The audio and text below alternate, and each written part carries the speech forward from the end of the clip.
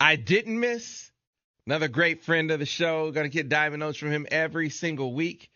Man, it seems like we've been talking to him for 5-6 years now. Ira, that's not the case. This is only the third year, and already so much progress.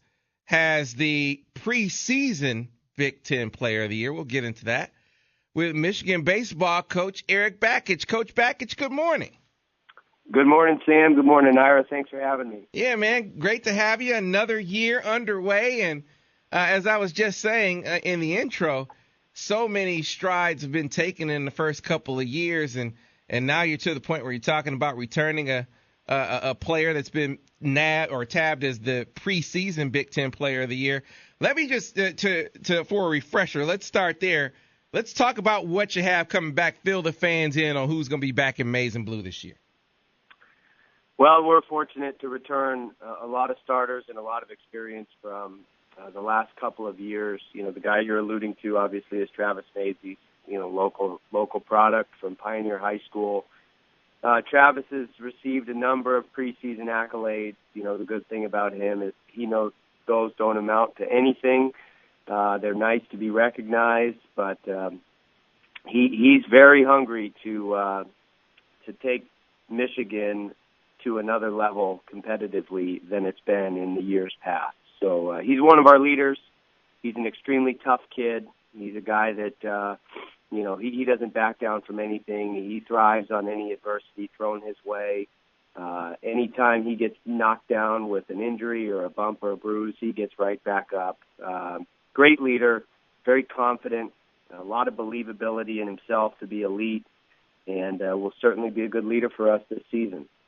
Coach, let's pitching is ever so important. I don't care what level you're coaching at, and you're fortunate. You return a workhorse in Evan Hill. You have Jacob Cronenworth back. Let's talk about what you have on the mound this year.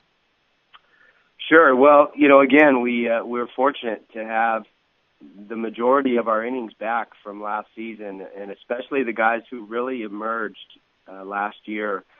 Underclassmen like Brett Adcock and Keith Lehman. Brett Adcock, a freshman All-American last year. Keith Lehman ended up starting for us at the end of the year. Both those guys will be in our rotation. Evan Hill is a proven guy, was a freshman All-American 2 years ago.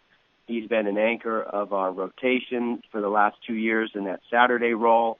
He'll rejoin us in a few weeks. He's sidelined with a knee injury right now, but he'll be fine. He'll be back fairly early into Big Ten play.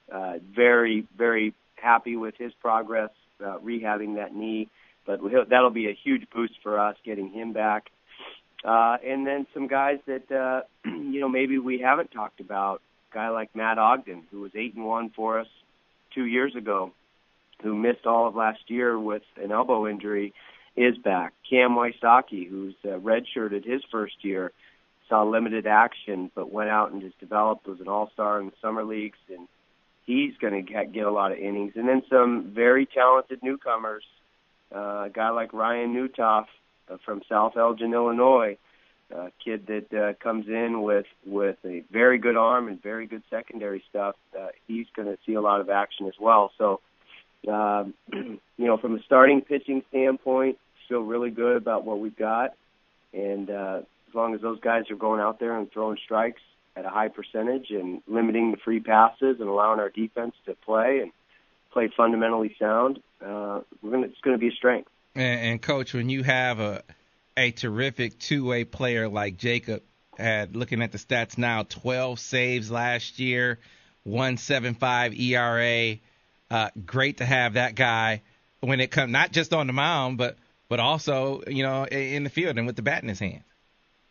Well, on the mound, Jacob Cronenworth, his confidence level is off the charts. He believes he is the most electric closer in the country, and he may be right. And he is so aggressive when he gets on that mound. He fearlessly attacks everyone that comes into the batter's box. And so he's fun to watch, and we feel good when he gets on that mound that, if we've got a lead, then the game's going to be over. And he's got that type of confidence as well. At the plate, extremely disciplined hitter. One of the Big Ten leaders last year with 41 walks. more walks and hit-by pitches than strikeouts, so the strike zone knowledge is very good. Good table setter. We're going to lead him off and allow him to get on the bases. He's also our fastest base stealer. He's a tremendous athlete. So, I think he stole 19 bases last year, so he's going to get on and get in motion and get scoring position and be a guy that scores a lot of runs for us atop the order. And so, Coach, we're talking to Michigan baseball coach Eric Bakich this morning here on the Michigan Insider on Sports Talk 1050 WTKA, online at WTK.com. Who are you going to have behind the plate? Behind the plate, we've got two catchers, and we're going to utilize both of them. Kendall Patrick is a redshirt senior that was a junior college transfer for us. He had 3 home runs last year in limited appearances and has done nothing but go out with tremendous discipline and improving his body and his strength and his physicality. And he's always been a big-sized kid from a physical stature standpoint, but his strength and his explosiveness has just improved tremendously, and he led our team in the fall in hitting. It's continued offensively to do very well and made huge strides behind the plate defensively. And joining him is Harrison Wenson, highly touted prospect, right out of Farmington Hills, UDJ, drafted by the Tigers out of high school. Harrison has all the physical tools you could want. He can hit. He can hit for power. He's a good runner for a big kid. He throws extremely well, got very good arm strength, and all of Harrison's total package, physically and mentally, has just made a lot of strides in the last year. So we're going to use both of them, and whoever doesn't catch is going to DH, and it's just an opportunity to keep both of those guys fresh, especially once we get into the grind of our season where we're playing 4 to 5 days a week. Coach, interesting question before I have you touch on some more of the newcomers and we start talking about the season. There are always those guys that you look to that maybe are poised to maybe, take a step. And I know you ask all your players to do that, but I'm curious, are there guys that you look to that maybe you didn't see much from or hear much from last year that you expect to really hear a lot more from this year? And one guy I'm thinking of in particular, and I wonder if this is one that comes to mind for you, is Jackson Lamb. I know I asked you a lot about him last year. He battled some injuries, but what about Jackson as potentially being one of those guys? Well, there's no question about Jackson Lamb, and the reason is because he's got a very teachable spirit. That kid is extremely coachable. He's made the transition from being a two-sport superstar in high school to coming in his freshman year and trying to be a two-way player, outfielder and a pitcher. And now we've just simplified things a little bit for him and have him just focusing on pitching. And that's where he projects in the future, big 6'8", tall, lanky kid that can throw downhill. But his strength is in that right arm. And he has a thunderbolt for a right arm. And we had an inter-squad last week, and he was sitting on 93 miles an hour. And if he's coming out of the snow in Oosterban throwing 93 in February, then that's going to project to be a few miles an hour better when the weather's warm and it's towards the end of the year. So I think for a guy like that, he's going to come out of the bullpen to start off the season, and he's just made terrific strides. He's, again, extremely coachable, extremely disciplined with his work ethic, and wants to be a star, is used to being a star, and is going to be a star in the future. And his role is only going to expand. But yeah, he's going to play a huge role, starting off as a reliever and potentially pitching when the game's on the line, or potentially in the future as a starter. Gotcha. All right, so newcomers, Coach, you talked about a few of them on the mound. Who are some of the other newcomers that we might hear from this year? Well, positionally, some couple of talented kids. This will be the first time that our lineup isn't littered with a bunch of underclassmen. In fact, it'll be the opposite. This year we're projected to only start one freshman, and at the most we'll have 2. And those 2 guys are Drew Lugbauer, who's a big prospect out of New York, Pleasant Valley, New York, who's drafted by the Toronto Blue Jays, who made a serious run at trying to sign him professionally. He's a very advanced hitter. His work ethic He's a kid who just comes in with a routine for developing himself that is much higher than most freshmen come in with. Usually you have to teach that routine and how to invest their time wisely and stay on task. And he came in with that skill set, and it's only allowed him to just advance at a very accelerated rate. So he came in as a catcher utility kind of guy. He played catcher and shortstop in high school. We're going to put him over at third base. He's athletic for a big kid. He's 6'3", 220, left-handed power bat. Had a great fall, and we're going to put him at third, and he's going to hit somewhere in the middle of the order, maybe down a little bit, where he can drive in a lot of runs. That's what he can do. The other guy is Jake Bivens, another Michigan player from Battle Creek, and exceptional athlete. High energy player, plays with a lot of enthusiasm, and just one of those kids that's 100% effort all the time. Very good runner, gets down the line fast, very disciplined. Looking at his numbers just from the fall and the spring, he does not strike out much at all. Good strike zone awareness, takes his walks and his free passes. He's a second baseman. Can also play, shortstop and third base, but second base is a very natural position for him. And he's a winner. He's a winner. His parents are in leadership.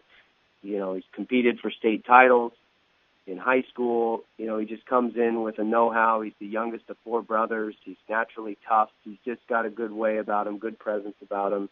So Jake Bivens will factor in at some way, somehow. He's gonna start off behind Eric Jacobson, who's a fourth-year senior. Who, we don't have enough time on the show for me to say enough good things about Eric Jacobson, but the ultimate teammate in Eric Jacobson. Eric Jacobson's going to start the year at second base just because of the experience factor. But Jake Bivens is a great utility infielder that's going to find his way in there as well. Yeah, so much excitement, Coach, between the newcomers and the guys you have coming back. We didn't spend a whole heck of a lot of time talking about, Jackson Glines, who is tremendous. And you say he's not even going to be your leadoff guy, which is amazing. So you got a lot coming back, which makes it that much more exciting that the season gets underway in just a couple of days. And like is always the case for you guys, you play your first 20 or so games on the road, and it starts off with Long Beach State. So tell us about I didn't know their name was the Dirtbags. Tell us about the Dirtbags and what they bring to the table. Yeah, sure. Well, we're excited. Obviously, we are so thrilled to be, playing another jersey and an opportunity to compete. Yeah, we are. You're right. You mentioned the road. We are getting ready. We leave tomorrow, and it's 8 of the next 9 weekends we are on the road. And that's the five weekends of the non-conference, and then 3 of the first 4 in conference. So, we have a real opportunity here to hone our skills playing away from home. So we're looking forward to that. Long Beach is a team that was in a regional last year, but they lost their entire weekend rotation and 7 of their 9 positional starters. They brought in 19 new players. So they'll have a brand new rotation. Their shortstop, a kid named Garrett Hampson, returns. He was a freshman All-American last year. He's back as a sophomore. He had good numbers, hit just over 300. Good athlete, good defender. Their catcher's back, a kid named Hudding.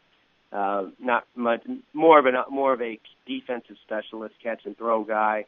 So that'll be a good challenge for us because we like to get in motion and steal, and he's advanced in being able to hold the running game down. So that'll be a good challenge.